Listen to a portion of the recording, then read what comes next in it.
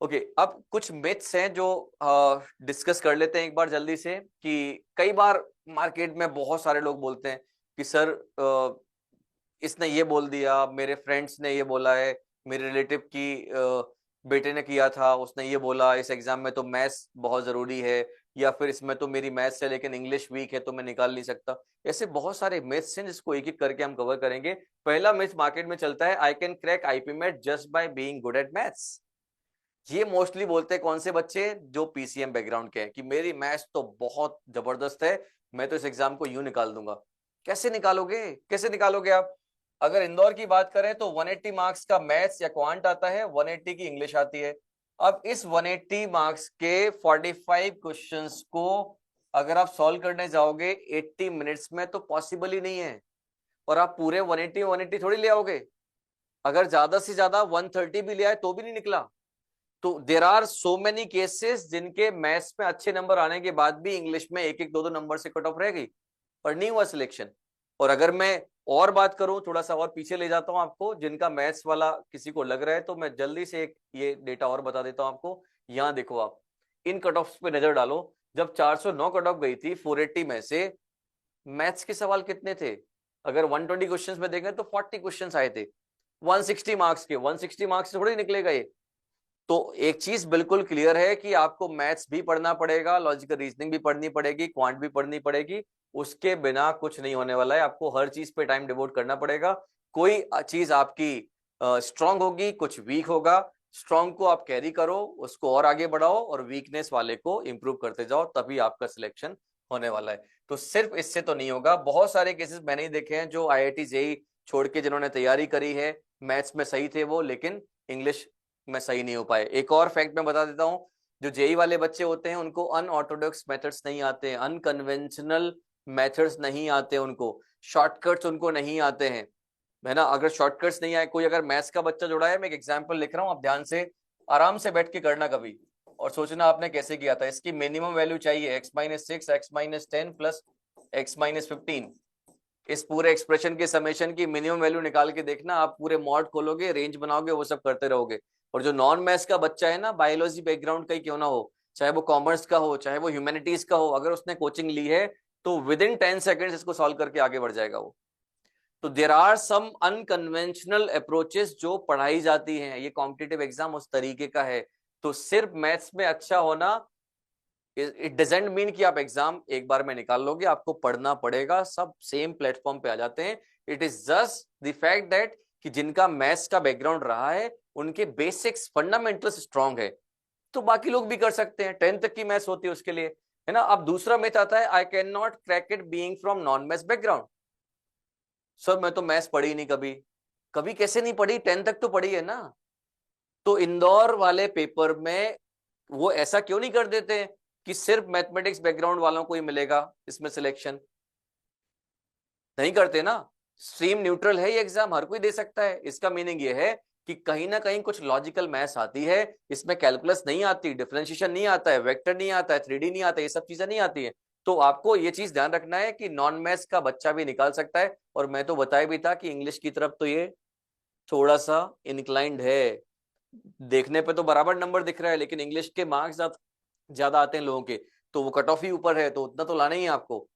So I hope you are getting this, कि ये भी एक मिथ है जो आपको बातों में किसी के नहीं आना है। अगर मैं थर्ड बात करूं, IP made is only for commerce और ह्यूमैनिटीज स्टूडेंट्स, नहीं, ये तो डिस्कशन हो चुका है इस पे। ये स्ट्रीम न्यूट्रल है, सभी के लिए ओपन है। बट हाँ, after getting into the colleges कई बार ऐसा होता है कि कॉलेज में जाने के पहले मैथ्स वाले को थोड़ा सा फायदा होता है क्योंकि फंडामेंटल्स उसके स्ट्रांग होते हैं। कॉलेज में जाने के बाद कॉमर्स वाले को थोड़ा फायदा होता है क्योंकि कॉमर्स ने पढ़ी है 11th 12th में। तो मैनेजमेंट मींस बिजनेस, बिजनेस करने के लिए बिना कॉमर्स के थोड़ी बिजनेस करोगे। तो वहां उसको सबके लिए कुछ ना कुछ है। सो डोंट वरी, अगर आप ह्यूमैनिटीज में हो तो वहां साइकोलॉजी सोशियोलॉजी सब पढ़ाया जाता है। तो सबके लिए कुछ ना कुछ है, आप एंजॉय करने वाले हो जाने के बाद। If I am preparing for JEE CUET boards I don't need to prepare separately for IPMAT. बहुत बड़ा मिथ है कि सर मैं तो जेई की तैयारी कर रहा हूँ, मुझे करना क्या है, सिर्फ इंग्लिश ही तो पढ़नी है।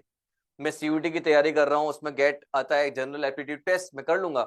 मैं बोर्ड्स में स्कूल पढ़ रहा हूँ, स्कूल में तो सर मेरी अप्लाइड मैथ्स है, मैथ्स तो मुझे आती है, इंग्लिश तो हमने बहुत अच्छे से पढ़ रखी है, हो जाएगा। नहीं, ये कॉम्पिटिटिव एग्जाम है।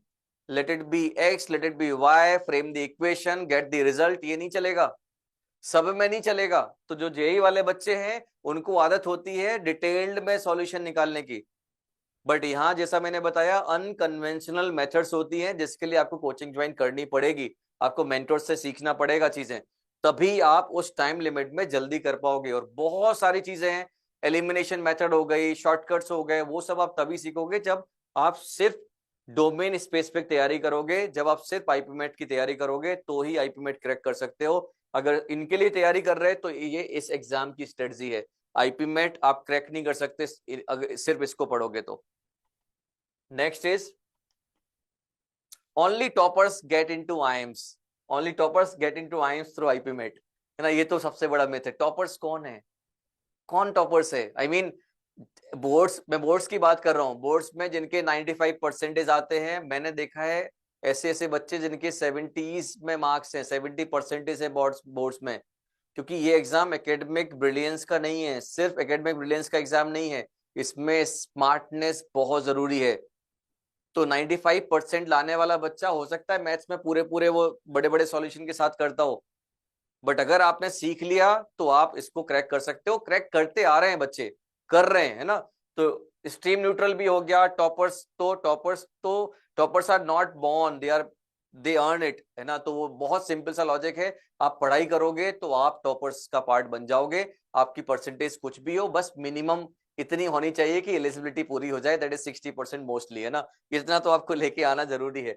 GK and weight are not important, है ना, कई बार ये आता है mock test are not needed until the last month, ये भी मिथ्स हैं। आपको जीके वेट या पीआई की बात करूं, है ना, पर्सनल इंटरव्यू की बात करूं तो इंडिया में शायद जो मैं देखता हूं पीआई पे ज्यादा लोग फोकस नहीं करते हैं, बट आपका सेकंड स्टेज में कुछ कुछ कॉलेजेस में पर्सनल इंटरव्यू होगा जो हम कराते हैं, हम तैयारी कराते हैं। जैसे आप एनरोल करोगे तो हम आपको चीजें पढ़ाएंगे भी, थियोरी पढ़ाएंगे और आपकी प्रोफाइल एवेल्यूएशन करके पीआई के भी, ऑल्दो फ्रीक्वेंसी थोड़ी कम रहेगी बट एटलीस्ट आपको आइडिया लग जाएगा कि हाँ मुझे मंथली कितना टाइम मुझे थोड़ा थोड़ा देते रहना है जिससे मेरी पर्सनालिटी इंप्रूव हो जाए और मैं चीजों को जल्दी अच्छे से आंसर कर पाऊं। क्योंकि pi is not like you can crack it with in 1 month preparation, इसके लिए ग्रेजुअल प्रोसेस की जरूरत होती है, तो वो भी हम सिखाते हैं। मॉक टेस्ट लास्ट मंथ तक वेट नहीं करना है, मैंने पहले बताया था, आपको टॉपिक टेस्ट लिखते रहना है, जितनी प्रैक्टिस करोगे उतना आपको हेल्प मिलने वाली है। इग्नोरिंग वर्बल एबिलिटी बहुत बड़ा डिजास्टर है, इस पे तो डिस्कस, ये मिस्टेक्स की बात कर रहा हूँ, कई बार मिस्टेक करते हैं लोग, वर्बल एबिलिटी को छोड़ देते हैं, क्वेश्चंस को रीड सही से नहीं करते।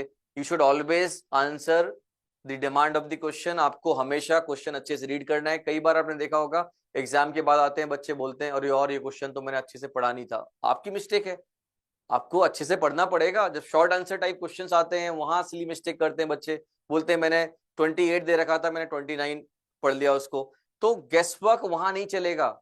या फिर आपको रीड अच्छे से करना ही पड़ेगा, क्वेश्चन गलत रीड किया मींस वो डिजास्टर्स है, सिली मिस्टेक्स को आपको अवॉइड करना है, ये चीज आपको ध्यान रखनी है। मॉक एनालिसिस को स्किप करना, बहुत डिस्कशन हो गया है, मॉक के एनालिसिस पे नहीं कर सकते, ये बहुत बड़ा डिजास्टर होगा। स्टडिंग विदाउट अ प्लान, ये बहुत इंपॉर्टेंट है, ध्यान रखना, ये मिस्टेक हम करते हैं, कोई प्लानिंग नहीं है, पेरेंट्स पूछ रहे, टीचर पूछ रहे, पढ़ाई हो रही, हाँ हाँ बढ़िया चल रहा है, मैं तो बहुत पढ़ता हूँ, है ना, तू 8 घंटे पढ़ता है, मैं तो डेली 10 घंटे पढ़ रहा हूँ। अच्छा वीकेंड पे पढ़ता है कितने, 10 घंटे, मैं तो 16 घंटे पढ़ रहा हूँ, 8 घंटे सैटरडे 8 घंटे संडे। लेकिन क्या पढ़ रहे हैं आप, ये भी तो देखो, आप क्वांट क्वांट क्वांट क्वांट पढ़ते जा रहे हैं क्योंकि आपको मैथ्स अच्छी लगती है, ऐसा नहीं होगा। आपको अगर एक हेल्दी डाइट चाहिए होती है तो आप सब चीजें थोड़ी थोड़ी थोड़ी डाइट में लेते हो, तभी एक हेल्दी डाइट होती है। ऐसा नहीं होगा कि आपको जो पसंद है वो खाते रहो तो बस, हाँ फिर तो आप काफी हेल्दी हो जाओगे।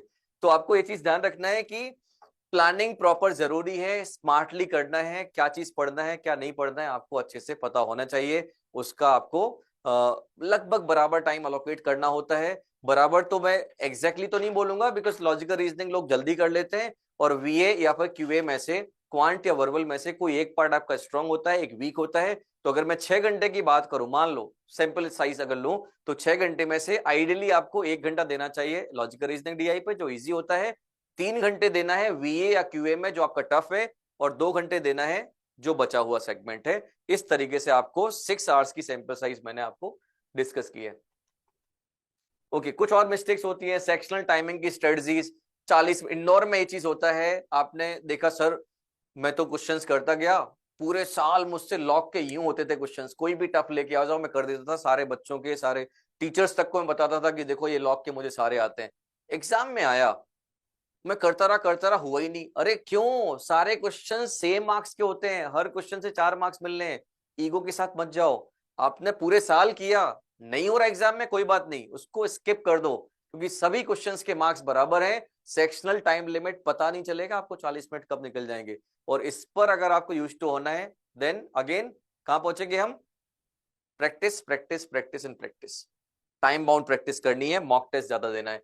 यूट्यूब फ्री कंटेंट, हाँ ये भी बहुत ज्यादा होता है। 4-5 चैनल्स ज्वाइन कर लिए, यहाँ से थोड़ा फ्री मिला, यहाँ से थोड़ा फ्री मिला, यहाँ से थोड़ा फ्री मिला, यहाँ फ्री मिला। आपका स्ट्रक्चर्ड कुछ भी नहीं हो पाएगा। आपको अगर स्ट्रक्चर्ड वे में करना है तो आपको कोचिंग ज्वाइन करनी पड़ेगी, साथ में यूट्यूब पे स्ट्रेटजीज और वो सब के लिए आप कर सकते हो। Not preparing for the pi, ये मैं बता चुका हूँ। पीआई आप लास्ट में जाके करोगे, तो unless you are good with PI initially, या हो सकता है स्कूल के टाइम से आपका पीआई बहुत अच्छा है, आप फिर नहीं कर पाओगे। आपको ग्रेजुअली सीखनी पड़ेगी सारी चीजें।